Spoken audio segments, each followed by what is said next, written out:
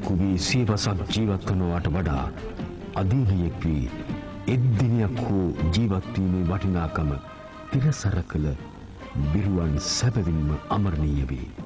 මෙබඳු වීරවරු යුග යුග ගණනක් නොමියව අප හදවත් තුළ ජීවත් වෙති. එවන් යුගකාරක හෙළවිරුවන් ඉදාමින්ම අදද අප ලක්දිරණේ නැතුවා නොවේ. දුටු ගැමුණු ගජපාවැනි නරපතීන්ද වීර පුරංඅප්පු ගොංගාලේගොඩ බණ්ඩා කැප්පෙටිපොළ බඳු සෙන්පතීන්ද හසලක ගාමිණී වැනි අපේ කාලයේ රණවිරුවන්ද එහිලා අපේ මතකයට නැගෙයි. ලක්මවගේ ඒ අභීත දරු කැලගේ නාමලේඛනයට ඉකුත්තා තවත් අලුතින් නමක් රන් අකුරින් එක් විය. ඒ විශේෂකාර්ය බලකායේ ලුතිනන් කර්නල් ලලිත් ජයසිංහ අමරණීය නාමයයි. රණබිමේදී ඔහු පෑ සුළුවිරුකම් නිසා වීර වික්‍රම විභූෂණ වීරක්‍රියා පදක්කමෙන් එක්වරක් නොව දෙවරක්ම පුද ලබා තිබේ.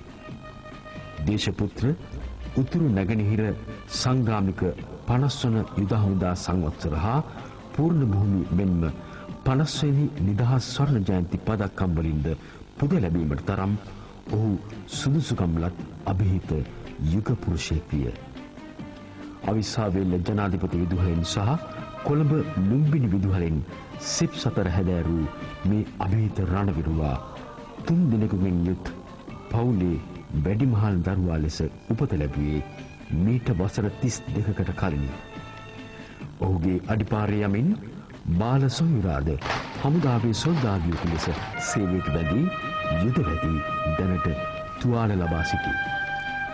1997 ජනවාරි 22 වෙනිදා දෙවැනි උපලුතුනින්වරයෙකු ලෙස අධිකාරී ලබා 6 වෙනි ගැමුණු සේවා බලඇණියට එක් වූ ලලිත් සිය කැමැත්තෙන්ම විශේෂ බලකායට එක් වූ ඔහු ඒ සඳහා පැවති විශේෂ පුහුණු පාඨමාලාවේදී පුහුණුව ලැබූ 600 ගණනක් අතරින් හොඳම වෙඩික්කරු ලෙස සම්මාන ලැබීය.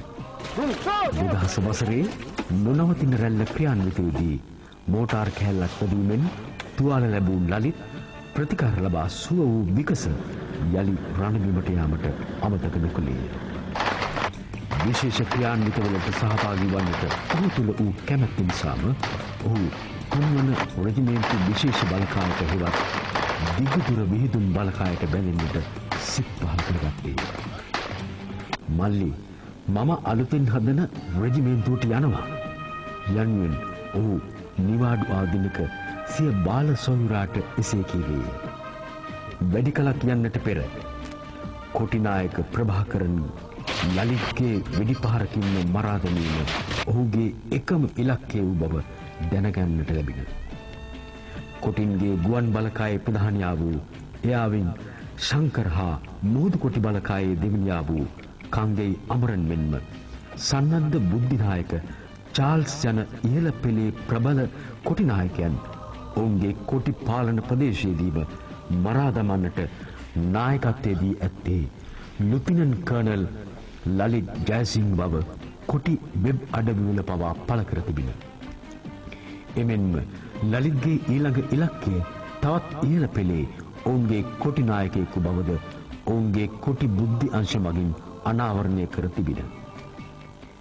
ඉකුත් නොවැම්බර් මාස 18 වෙනිදා ලලිත්ගේ නායකත්වයේ යටතේ තවත් සහෝදර සගයින් 8 දෙනෙකු සමග කොටි කටට ඇතුල් විය. ඔඩ්ඩු සුඩාන් කොටි පාලන ප්‍රදේශයේ කිලෝමීටර් 28කට අධික ඉතා දිගු දුරක් ඇතුළට රිංගුවේ එහි ඇති මාරාන්තික හා අති බිහිසුණු බව නොදැන නොවේ. කොටි ත්‍රස්තයන් එකම ප්‍රදේශයකට කොටු වී සිටීමත් ඒ දිනවල ඇති වූ ධාරානිපාත වැසි සහිත කාලගුණයක් නිසා කොටි බලකොටුව තුළ දිගු කලක් රැඳී සිටීම සැබවින්ම දුෂ්කර විය. එහෙත් සිය ඉලක්කය හා උත්සාහය අත්හැර හිස් අතින් පසුබැසීමට තරම් ඔහු දීනියෙකු නොවී.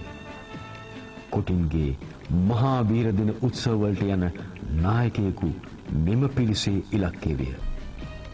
ඉතා විශ්වසනීය ලෙස තමන්ට ලබා දුන් ඉලක්කය සොයා ගිය මෙම අභිහිත රණවිරුවා සිය අත්දැකීම් සම්භාරයත් සමගින් නිසි ඉලක්කය ලබා ගැනීමට පසුබට නොවිය. මහාවීර දින උත්සවයට කොටි ආරක්ෂක වාහන පිලක් සමගින් ඉතා සුඛෝපභෝගී කැබ් රථයකින් ගමන් යමින් සිටියේදී ලලිත් සිය ඉලක්කය නොබියව දියත් කළේය. ලලිත් ඇතුළු කණ්ඩායමේ වෙඩි වරුසා මැද කොටි බලකායද ප්‍රතිප්‍රහාර එල්ල කරන්නට විය. කොටි රථ පෙළට එල්ල කළ ප්‍රහාරයත් සමග 40ක පමණ කොටි කණ්ඩායමක් ප්‍රදේශයේ පීරා ලලිත් ඇතුළු පිරිස සොයන්නට ගිය. කොටි අඩවියේ ගස් ගල් පවා හොඳින් දන්නා ලලිත්ගේ පිරිසට එම ස්ථානයෙන් පැනගත හැකි වූයේ ඔවුන් තුළ වූ සූක්ෂම බවත් වැඩි බලයක් නිසාවෙන්. ඒත් සිද්ධිය වූ ස්ථානයේ සිට කිලෝමීටර් 3ක් පසුපසදී දෙපිරිස අතර යළිත් කොටි සහායක බල ඇනිත් සමග ගැටුම් ඇතිවිය. ඉතා වැඩි පුහුණුවක් සමග මෙතෙක් ලබා ඇති අත්දැකීම් සම්භාරයක් නිසා කොටි ත්‍රස්තයන්ට ඊට මුහුණ දීමට නොහැකි බවක් දැනිය. සීමිත ප්‍රදේශය පුරා කොටි කණ්ඩායම් විසිර සිටීම නිසා 8 දෙනෙකුගෙන් යුත් ලලිත්ගේ කුඩා කණ්ඩායමට එල්ල කළ පීඩනය වැඩි කිරිය. එහෙත් ඊටද නොසලී සිය ප්‍රතිප්‍රහාර දියත් කරද්දී ලලිත්ගේ වම් පාදයට කොටින්ගේ වෙඩි උණ්ඩයක් වැදී තුවාල ලැබුවේ නොසිතූ ලෙසකි. මේ සමග තුවාල ලැබූ ලලිත්ගේ සගයාද සමග සිය පිරිස පසුබසින්නට විය. දින 9ක් තිස්සේ වතුර පිරි ප්‍රදේශවල හමුදා සපත්තු පැළඳ සිටීම නිසා ලලිත්ගේ හා ඔහුගේ සගයන්ගේ කකුල් කුණු වී තිබිණ. මේ නිසා ඉක්මනින් යලි හමුදා පාලන ප්‍රදේශයට ඒමට අපහසු විය. ගමන අතරමඟදී තෙවැනි වරටත් හටගත් ගැටුමේදී මේජර් ලලිත්ගේ පපුවට වැදුණු කොටි වෙඩි පහරින් ඔහුට දැයින් සමුගැනීමට සිදුවිය. ඒ වන විට ලලිත් ළඟදී විවාහ වී සිටි සැමියකි. තවමත් දැයේ එළිය දැක නොමැති සිය ලෙයින් සිය බිරිඳගේ කුසේ වැළෙමින් ඇති 6 මාසයක් වයසති කුඩා බිරිඳෙකුගේ පියකි. මම වීරයෙක්. මම ආඩම්බර වෙනවා එයා ගැන. මෙවන් කැපකිරීමක් කළ මේ අභීත රණවිරුවා සිය මව්බිමෙන් පැතුවේ මිල මුදල් මුතුමැණික් නොවේ. එසේනම් ඔහු දැයින් සමුගන්නා විටත් අගනුවරින් බැහැර අවිස්සාවේල් වතුයායේ කුලී නිවසක පදිංචි දී සිටීවි. මව්බිමේ බිම් අඟලක් පවා හිමි නැති ඔහු පැතුවේ කුරිරු ත්‍රස්තවාදය මව්බිමෙන් අතුගා දමා මව්බිම නිදහස් කර ගැනීමටය. උපන් බිමත් බැදූ මවක් ස්වර්ග රාජ්‍යයට වඩා උතුම් බව වටහාගත් ලලිත් මවමෙන් මව්බිම සුරකින්නට කැපවූයේ එබැවිනි. කොටි පාලන ප්‍රදේශයේ සිරවී සිටි පිරිස ගුවන් මගින් ගොස් බේරා ගැනීමට හැකි වූයේද ලලිත්ගේ අවසන් අනදීම අනුවය. වෙඩි නොවැදුණු කණ්ඩායමේ බිරුවන් දෙදෙනෙකු හමුදා පාලන ප්‍රදේශයට පැමිණ කළ දැනුම් දීමකට අනුව සිරවී සිටි පිරිසත් මියගිය අයගේ දේහයන්ද ගෙනීමට හැකි විය. ලලිත් ඉන්දියාවේ ගතක් පාඨමාලාව, ප්‍රතිවිප්ලවකාරී සටන් පුහුණු පාඨමාලාව, චීනයේ උසස් බලෑනි ආධාරක අවි පාඨමාලාව, ඇමරිකාවේ නිලධාරී මූලික සහ බංගලාදේශයේ මූලික කිම්දුම් පාඨමාලාවද, තරුණ නිලධාරී මූලික පැරෂුට් පිස්තෝල සහ මූලික ප්‍රගුණ වෙඩික්කරු පාඨමාලා හදාරා ඉතා විශිෂ්ට ලෙස සමත් වූයෙකි. ගෙවුණු කාලය තුළ ඔහු මාණ්ඩලික නිලධාරී හා බලගන නිලධාරී මෙන්ම අනදෙන දෙවැනි ලුතිනන්වරයෙකු ලෙසද සෙන්පතියෙකු සතු අධීනත්වය හා නොපසුබට උත්සාහය ප්‍රකට කළ අමරණීය රණවිරුවෙකි. අභීත රණවිරුවන්ගේ ඔබට ජාතියේ උත්තමාචාර්ය.